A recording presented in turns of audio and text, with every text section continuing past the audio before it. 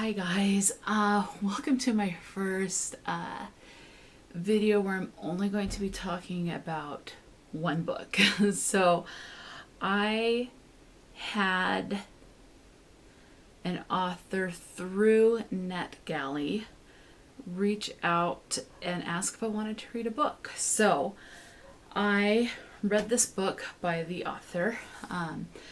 Definitely would consider this an adult, and this is actually a nonfiction. So the entire title of this book is Chasing Alexander, A Marine's Journey Across Iraq and Afghanistan. The author is Christopher Martin. It has a 4.29 average rating on Goodreads, 73 ratings, 68 reviews. I gave it 5 stars. I actually really enjoyed this. It's kind of a biography memoir situation. He's telling what it was like enlisting, deciding which branch of the army or the military to enlist in, the experience during training, and then being placed in Iraq or Afghanistan during the war. And so it just kind of goes about his whole experiences during that. I think what I found intriguing about this is if I was one that I had the mental and physical capability to be in the army or the military or some branch of the military, this is the war that I would have been drafted to, is the Iraq and Afghanistan War. The 9/11 took place when I was a senior in high school. That attack on September 11th. It was before school started for me, and my first class of the day was accounting. I mean, very basic accounting, but that's besides the point. That's not about the book. No, that would have been, and I don't know, maybe I would have met this author and gone through training. I don't know. I know there are different places to do training and stuff, but I mean, like here in Utah, we do have. I can't remember the name of it. I don't hear it very often, where I don't have anyone here involved in my life that is in the military. Right off, I can't think of the name. But regardless of the point, this would have been the war that I would have fought in if I was physically and mentally capable to do so. And I actually did talk to a recruiter, but I just realized that I just would not be the type of person they would have wanted. So I would not have lasted very long. I don't know if I would have even made it past training with how brutal the training can be. And you do see that. So we're following Christopher, or Chris, as he kind of evaluates his life and what he wants to do. And he has a particular interest in Alexander. And when I say Alexander, I'm talking about, I think it's like Alexander the Great. That's referenced in history books and stuff like that. And what I liked about this is that in each chapter, it started off with a paragraph or two about the history of Alexander and Alexander going to war, and how Alexander fought and things like that. So that was really interesting to read. And I thoroughly enjoyed that. But we're following Chris as he enlists, decides to join the Marines, and what the training was like, and the hazing, I guess, that's expected. Most of the book takes place in Iraq and Afghanistan, so the training is the smaller part of it.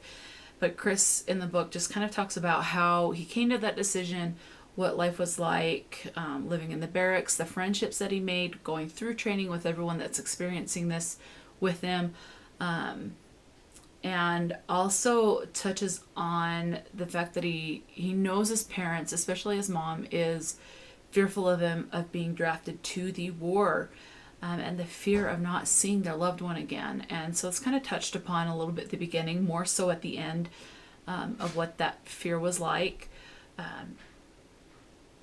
But just kind of as he realizes kind of the reality of that death situation. So he's going through the training, how he was considered fat going into the training, but how he didn't give up and he persevered and he fought through the training and he got better, and then was selected to go into a certain I guess field of expertise, where it's like, I think it's like has something to do with plotting and point.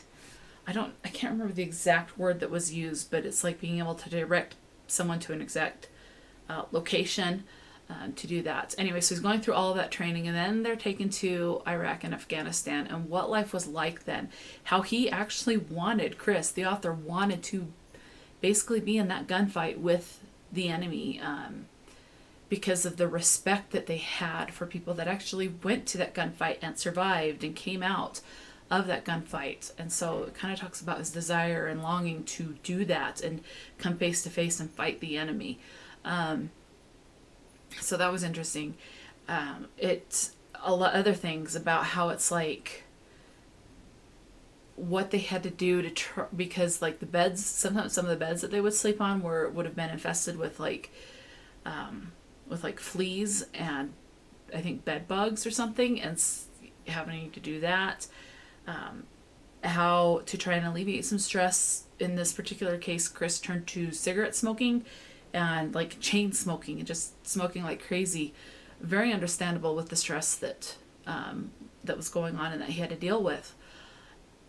And the fear of these friends that these friendships that he had, not the fear of the friendships, but the fear that these friends that he made would be killed, and that anticipation and fear of when you hear that a comrade was shot and is injured, and then you're starting to go, was it this person? Was it this person? Is this person okay? And going through all of that, it was very interesting, and how you always have to be on alert, and how and being out in the field and being shot at by the Taliban, how you never know if someone walking down the street is going to be recruited by the Taliban and be a suicide bomber to try and take out as many people as possible. To see that war from that perspective it was something else. I mean, to know that I could have been in that situation was kind of eye-opening too. But to see what they go, I mean, you hear from the news and some people, you know, what they're going through, but you don't really understand how people feel for the Marines and the Army and the Navy, for things that they have to train for and the things that they face every day. Being in the middle of a field and being shot at, wondering, you know, like I said, someone walking down the street and as if it's going to be a suicide bomber or anything like that, trying to come to the aid of your fellow comrades. And when you're in charge of a platoon, how you're taking and people's lives in your hands to lead them from one point to another, to try and keep everyone safe, and all that responsibility. Very stressful, very understandable with the situation and the stress, why a lot of people come out with PTSD from that. And I highly recommend this book, because you do see what people go through a lot. It was very touching, and the ending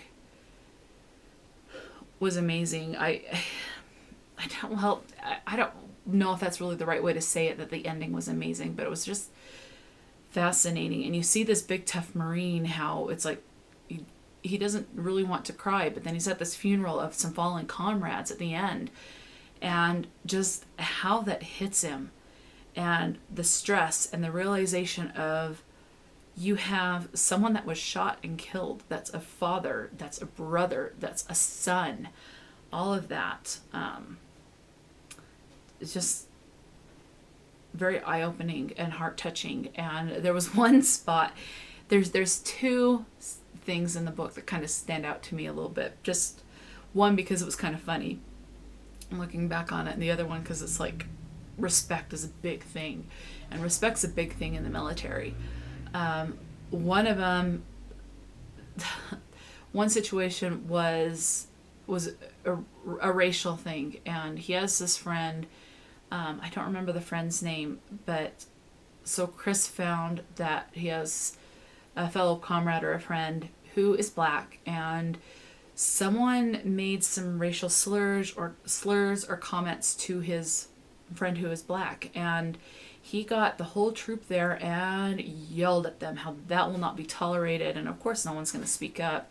You'll have your suspicions for who's saying such derogatory things, but respect is a big thing in the military. The one that was kind of funny, scary during the situation, but definitely the situation that's funny to look back on, is they're in this kind of convoy or Humvee type thing where they're gonna go from one place to another in this vehicle, and something goes off, and then you're sitting there going, am I dead? Well, or you think if there was a suicide bomber, and it's like, is everyone dead? Or my comrades or the fellow people that I'm here with dead? And no, it turns out that someone else in the vehicle let something off. I think it was a fire extinguisher, that he triggered something with that. And how they just all kind of get giddy. The adrenaline rush wears off, and they're all kind of giddy from the laughter of it. No one's harmed, and so that was good. But I do highly recommend this book. Very much an eye-opener, very interesting. Definitely worth the read. So again, that is Chasing Alexander. What was the whole title? Chasing Alexander, A Marine's Journey Across Iraq and Afghanistan by Christopher Martin. Again, I loved this one. I gave it 5 stars. It was very fascinating. So I will put the name in the description box and the author. So if you want to check the book out, you can go wherever you want to do so. You'll also find all of my social media information in the description box as well if you'd like to be friend on any of those platforms. So until next time, stay true to yourself and enjoy a good book, and I'll talk to you later.